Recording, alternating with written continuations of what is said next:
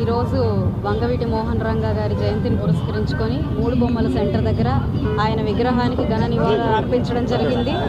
నేతలు, కార్యకర్తలు, అభిమానులతో చాలా అద్భుతంగా ఆయనకి పూలమాలలు వేసి పాలాభిషేకం చేసి ఆయనకి నివాళులు అర్పించడం జరిగింది. పేదల పెన్నిధిగా ఆయన పేరుగాంచిన మహోన్నత వ్యక్తి, మహానాయకుడు. ఎప్పుడు ఏ అవసరం వచ్చినా అన్న అనంటే ఎప్పుడు నిలబడి ఉండే ఒక అద్భుతమైన వ్యక్తి, ఒక నాయకుడిగా ఆయన ప్రజల మనసుల్లో ఆయన సుస్థిర స్థానాన్ని ఏర్పరచుకున్నారు.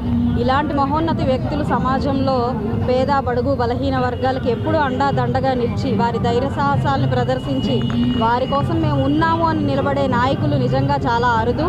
గత చరిత్ర తీసుకుంటే నిజంగా వంగవీటి మోహన్ రంగా గారి ఆయన కృషి, ప్రజల కోసం ఆయన చేసిన త్యాగం నిజంగా ఎప్పుడు కూడా చిరస్మరణీయము. ఇలాంటి నేతల్ని మనం ఎప్పుడూ సదా స్మరించుకుంటూ వారికి ఇలాంటి ఘన నివాళులను అర్పిస్తూ ఉండాలి.